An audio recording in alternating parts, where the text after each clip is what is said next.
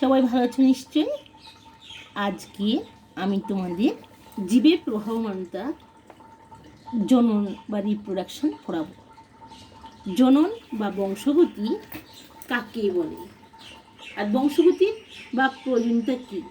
বংশগতির মাধ্যমে জীব তার বংশ বজায় রাখে। পুষ্টি, শ্বসন বা রেচনের মতো জনন অত্যাবশ্যকীয় শারীরবৃত্তীয় প্রক্রিয়া নয়, কিন্তু প্রজাতির অস্তিত্ব বজায় রাখার জন্য জনন অপরিহার্য। জনন কাকে বলে? যে জৈবিক পদ্ধতিতে জীব নিজ সত্তা ও আকৃতি বিশিষ্ট অপত্য জীব সৃষ্টি করে এবং সংখ্যা বৃদ্ধি দ্বারা নিজস্ব বংশধারাকে অক্ষুণ্ণ রাখে, তাকে জনন বা রিপ্রোডাকশন বলে। ভেবে দেখো তো, যদি আজ থেকে 100 বছর আগে আম এই প্রজাতিটির সমস্ত অবলুপ্ত হইতো, একটাও আম গাছ পৃথিবীতে থাকতো না, মাছটা যদি অবলুপ্ত হইতো, যদি গরুর প্রজাতিটা অবলুপ্ত হইতো, তাহলে আমরা এই আম, মাছ, দুধ ইত্যাদি খেতে পেতাম না। এত সুন্দর যে আমরা খাই এগুলো পেতাম না। তাই প্রত্যেক জীব বংশগতির মাধ্যমে তার অস্তিত্ব বজায় রাখে। তাহলে রিপ্রোডাকশনে কীভাবে বংশধারাকে অক্ষুণ্ণ রাখে, এটা অত্যন্ত গুরুত্বপূর্ণ। এই জনন বা রিপ্রোডাকশনের প্রয়োজনীয়তা কি? অস্তিত্ব বজায় রাখা, সংখ্যা বৃদ্ধি করা, পৃথিবীতে তার নির্দিষ্ট জীবটি ভারসাম্য বজায় রাখা আর ধারাবাহিকতা বজায় রাখা। অস্তিত্ব রক্ষা কি? জীবজগৎ জনন পদ্ধতি দ্বারা বংশধর উৎপত্তির মাধ্যমে নিজেদের অস্তিত্ব বজায় রাখে। সংখ্যা, জননের মাধ্যমে জীব নিজ প্রজাতির সংখ্যা বৃদ্ধি করে। ধারাবাহিকতা, জননের মাধ্যমে জীব তার বংশানুক্রমিকভাবে ধারাবাহিকতা বজায় রাখে। জননের ফলে জীবজগতে যদি সব মৃত্যু যদি হয়ে যেত, তাহলে জনন যদি না হতো, তাহলে জীবের ভারসাম্য থাকতো না, মানে জীব তার সংখ্যা হ্রাস করতো। একটা নির্দিষ্ট প্রজাতি যদি হ্রাস হয়ে যেত, তাহলে শুধু একটা দুটো প্রজাতি থাকতো, তাহলে ভারসাম্য পৃথিবীতে জীবের ভারসাম্য বজায় রাখতে, জীবের ভারসাম্য বজায় রাখার জন্য মৃত্যুজনিত সংখ্যা হ্রাস করে পুনর উৎপাদন করে জীবজগতে ভারসাম্য বজায় রাখে। জনন পদ্ধতি, জনন পদ্ধতি কয় প্রকার? জনন হচ্ছে 2 প্রকার, অযৌন জনন এবং যৌন জনন। অযৌন জনন এবং যৌন জনন। অযৌন জনন বা আসেক্সুয়াল রিপ্রোডাকশন, যৌন জনন বা সেক্সুয়াল রিপ্রোডাকশন। দেখো, অযৌন জননে কেবলমাত্র একটি মাত্র জীব থেকে অসংখ্য অপত্য গঠিত হয়। সেক্সুয়াল রিপ্রোডাকশনে দুটি জীব, দুটি পুং এবং স্ত্রী জীব থেকে পুংগ্যামেট এবং স্ত্রী থেকে স্ত্রীগ্যামেট এর নিষেকের মাধ্যমে জাইগোট সৃষ্টি করে এবং জাইগোটের থেকে নতুন অপত্য জীব সৃষ্টি হয়। এখন আমি তোমাদের বলছি অযৌন জনন এবং যৌন জননের পার্থক্য কী। অযৌন জননে কেবলমাত্র একটি মাত্র জীব থেকে অসংখ্য অপত্য সৃষ্টি হয়, আর যৌন জননে দুটি জীবের দরকার হয়। অযৌন জননে গ্যামেট উৎপন্ন হয় না, যৌন জননে গ্যামেট উৎপন্ন হয়। অযৌন জনন, তোমাদেরকে আগে আমি মাইটোসিস পড়িয়েছি। অযৌন জনন প্রক্রিয়াতে মাইটোসিস হয়, মাইটোসিস কোষ বিভাজন ঘটে, আর যৌন জনন পদ্ধতিতে প্রথমে মিওসিস এবং জাইগোট থেকে অপত্য জীব উৎপাদনকালে মাইটোসিস কোষ বিভাজন ঘটে। এখানে অপত্য জনন প্রকৃতি কীরকম হয়? অযৌন জননে অপত্য জনন প্রকৃতি ঠিক জনিত্রী বা মায়ের মতো হয়, কিন্তু যৌন জননে অপত্য জীব জিনগতভাবে জনিত্রী জীব অপেক্ষা ভিন্ন প্রকৃতির হয়ে থাকে। ঠিক আছে, এখন আমি তোমাদের পড়াবো বিভাজন। এখন আমি তোমাদের অযৌন জননের সম্বন্ধে পড়াবো। অযৌন জননে কী কী আছে? অযৌন জননকে ক ভাগে ভাগ করা হয়: বিভাজন, কর্কোদ্গম, খণ্ডীভবন, রেণু উৎপাদন এবং পুনর উৎপাদন। অযৌন জনন কাকে বলে?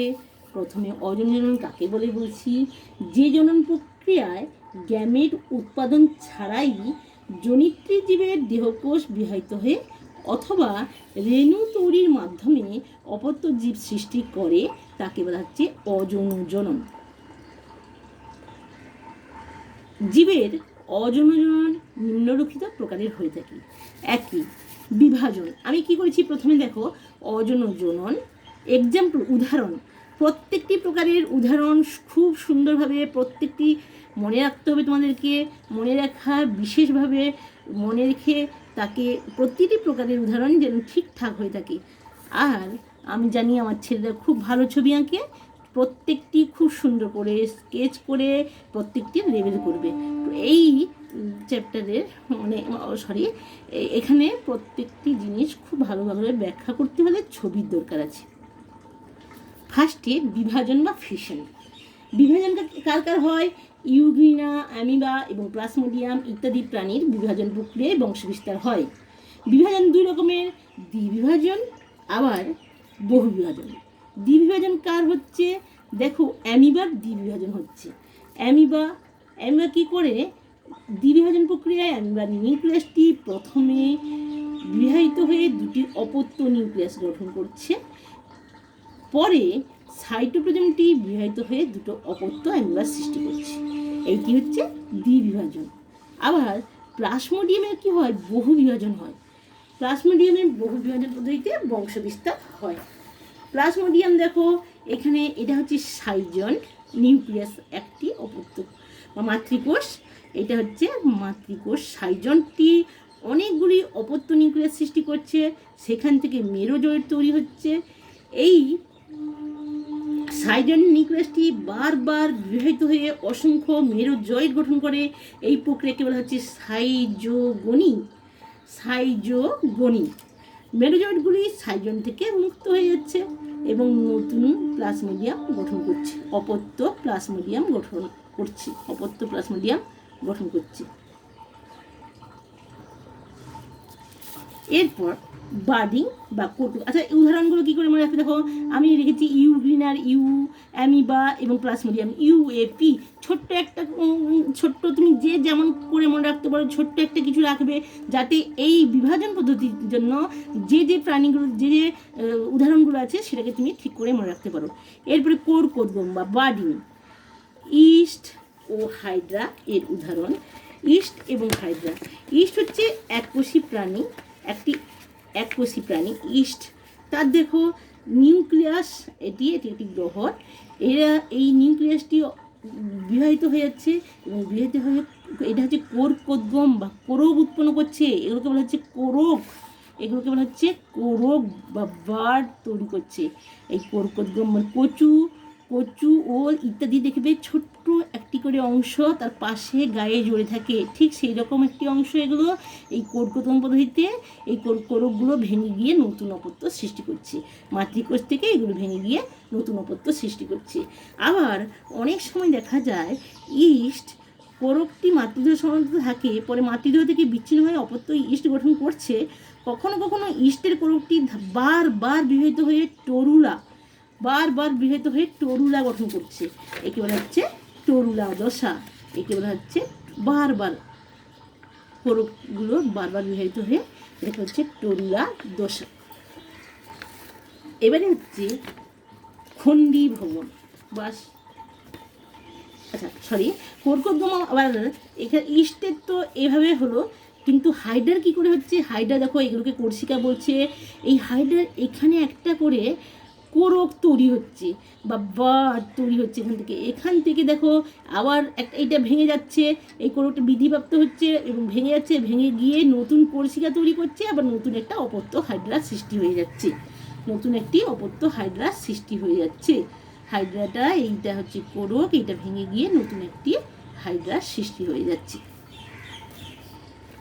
তাহলে হাইড্রার দেহের বাইরের দিকে কোরক সৃষ্টি হয়। কোরকটি বৃদ্ধি হলে কোরকের মুখছিদ্র ও তাকে বেষ্টন করে কোর্সিকার সৃষ্টি হয়। কোরকটি মাতৃদেহ থেকে বিচ্ছিন্ন হয়ে অপত্য হাইড্রা সৃষ্টি করে। এরপরে খণ্ডী ভবন উদাহরণ দেখো। খণ্ডী ভবন কার হচ্ছে? স্পাইরোগাইরা। খণ্ডী ভবন কার হয়? স্পাইরোগাইরা। স্পাইরোগাইরা ঘনীভবন কী করে হয়? এটি একটি শৈবাল, জলে ভেসে থাকে। কখনো কখনো জলে কোনো কিছু আঘাতপ্রাপ্ত হলে এটি ভেঙে যায়, ভেঙে গিয়ে দুটি অপত্য স্পাইরোগাইরা সৃষ্টি করে। আমি জানি আমার ছেলেরা খুব ভালো আঁকতে পারে। স্পাইরোগাইরার ছবিটাকে খুব সুন্দর করে এঁকে তার বিভাজনটাকে দেখাবে ভালো করে। দুটি অপত্য স্পাইরোগাইরার সৃষ্টি হয়েছে, দুটি অপত্য স্পাইরোগাইরার সৃষ্টি হয়েছে। স্পাইরোগাইরার জনন সূত্রাকার শৈবাল, জলজ, এটি হচ্ছে কি, এটি একটি জলজ সূত্রাকার শৈবাল। কোনো আঘাতজনিত কারণে সূত্রাকার দেহ কয়েকটি খণ্ডে পরিণত হয়, প্রতিটি খণ্ড থেকে অপত্য স্পাইরোগাইরার সৃষ্টি হয়ে থাকে। এরপরে রেণু উৎপাদন। রেণু উৎপাদন কার হয়?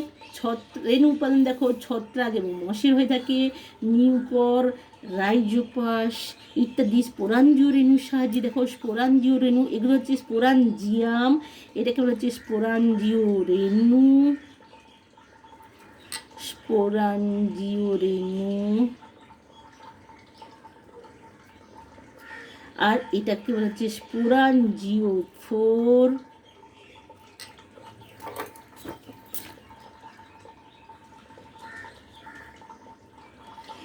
এখানে স্পোরাঞ্জিয়ামগুলো স্পোরাঞ্জিও রেণুর সাহায্যে অজনন সম্পন্ন করে। নিউকরের হাইফার অগ্রভাগে রেণুস্থলী গঠিত হয়, হাইফার অগ্রভাগে রেণুস্থলী গঠিত হচ্ছে এবং রেণুস্থলীগুলোর মধ্যে অসংখ্য রেণু সৃষ্টি হয়। অনুকূল পরিবেশ পেলে রেণুস্থলী বিদীর্ণ হয়ে রেণুগুলি ছড়িয়ে পড়ে এবং অঙ্কুরিত হয়ে অপত্য নিউক্লিয়াস গঠন করছে। এছাড়া ফাইটোপথরা জুস্পোর, পেনিসিলিয়ামের কনিডিয়ার সাহায্যে অজনন, মশের রেণুধর দেহে অবস্থিত রেণুস্থলীতে রেণু সৃষ্টি হয়ে থাকে। আর একটি কথা বলছি, ফার্ন। ফার্ন দেখো, ফার্নের পাতার পেছন দিকটাতে কি হয়, রেণুস্থলী রেণুপত্রের নিম্নতলে দেখো এইগুলো শিরার নিচে সব সাজানো থাকে, এগুলোকে বলা হচ্ছে সোরাস। এই সোরাসগুলো রেণুস্থলী বিদীর্ণ হলে রেণুস্থলী মুক্ত হয় এবং রেণু অঙ্কুরিত হয়ে লিঙ্গধর জন্য সৃষ্টি করে। এই রেণুস্থলী গুচ্ছকে বলা হচ্ছে কি সোরাস, সোরাস। উদ্ভিদের দুই রকমের রেণু হয়, চল রেণু বা জুস্পোর এবং অচল রেণু বা অ্যাপ্লানোস্পোর। ফাইটোপথরাতে জুস্পোর এবং নিউকরে অ্যাপ্লানোস্পোর দেখা যায়। তাহলে তোমরা কি করবে, প্রত্যেকটির উদাহরণ মনে রাখলে তবেই তুমি ছবিগুলো দিয়ে সুন্দর করে আঁকতে পারবে। প্রত্যেকটি প্রকারের উদাহরণ এবং ছবিসহ ব্যাখ্যা চাই। এইটা খুব পরীক্ষাতে আসে, বারবার আসে, মন দিয়ে পড়বে তোমরা। পুনরুৎপাদন বা রিজেনারেশন। প্ল্যানেরিয়া, প্ল্যানেরিয়া কি, প্ল্যানেরিয়া কি করে রিজেনারেশন বা পুনরুৎপাদন পদ্ধতিতে প্ল্যানেরিয়া রিজেনারেশন বা পুনরুৎপাদন, এছাড়াও কী করে হাইড্রা, স্পঞ্জ, কেঁচো এরাও পুনরুৎপাদন পদ্ধতিতে বংশবিস্তার করে থাকে। জীবদেহের কোনো কাটা অংশ থেকে অপত্য জীব সৃষ্টি হলে তাকে পুনরুৎপাদন বলে। প্ল্যানেরিয়ার দেহটি কতগুলো খণ্ডে খণ্ডে বিভক্ত হওয়ার পর প্রত্যেকটা খণ্ড থেকে অপত্য প্ল্যানেরিয়া সৃষ্টি হয়। প্ল্যানেরিয়া ছাড়া প্ল্যানেরিয়ার দেহটা কী হয়, এরকম ভেঙে গেল, এইভাবে একটু ছোট্ট, আবার একটু কখনো এই অংশ এরকম ভাঙতে ভাঙতে ভাঙতে ভাঙতে এই ছোট্ট অংশ থেকে আবার নতুন করে অপত্য সৃষ্টি হয়ে গেল। এরকম আবার কোথাও একটা এরকম খণ্ড পড়ে আছে, সেখান থেকেও নতুন করে একটা আবার অপত্য সৃষ্টি হয়ে গেল। এবারে প্ল্যানেরিয়ার অপত্য এইভাবে সৃষ্টি হতে থাকে। কেঁচো, একটা কেঁচো যদি আমরা বারবার এরকম করে কেটে দিই, প্রত্যেকটি কাটা অংশ থেকে নতুন করে অপত্য সৃষ্টি হয়। তাহলে তোমরা বলতে পারো যে আচ্ছা খণ্ডীভবনে তো খণ্ড থেকে হয়েছিল, আর প্ল্যানেরিয়াতে এটাতে পুনরুৎপাদন পদ্ধতিতে বা কেঁচোতে এখানে পুনরুৎপাদন পদ্ধতিতে তো মানে অপত্য সৃষ্টি হচ্ছে। তাহলে দুটোর মধ্যে কী এমন পার্থক্য হচ্ছে? দেখো, খণ্ডীভবন পদ্ধতিতে একটি নির্দিষ্ট খণ্ড থেকে প্রাকৃতিক পদ্ধতি তৈরি হয়ে যাচ্ছে, আর পুনরুৎপাদন পদ্ধতিতে প্রতিটি খণ্ড থেকে প্রত্যেকটি খণ্ড থেকে নতুন অপত্য সৃষ্টি হচ্ছে, নতুন অপত্যের সৃষ্টি হচ্ছে। ঠিক আছে, আজকের এই পর্যন্ত পড়া হলো। এখন আমি তোমাদেরকে কয়েকটি প্রশ্ন দিচ্ছি। চ্যাপ্টারটা খুব ভালো করে টেক্সট বইটা পড়বে, একদম খুঁটিয়ে খুঁটিয়ে পড়বে। প্রত্যেকটি প্রকারের উদাহরণের সঙ্গে সঙ্গে ছবিগুলোকে এঁকে লেবেল করে একদম পরিষ্কার খাতায় এই প্রশ্নগুলো তৈরি করে রাখবে। টেক্সট বইটা খুব ভালো করে পড়বে। জনন কাকে বলে? জননের প্রয়োজনীয়তা বা গুরুত্ব কী কী? জনন কয় প্রকার? যৌন জনন এবং অযৌন জনন কাকে বলে? যৌন জনন ও অযৌন জননের পার্থক্য, অযৌন জনন কয় প্রকার, প্রত্যেক প্রকারের উদাহরণ সহ ব্যাখ্যা দাও।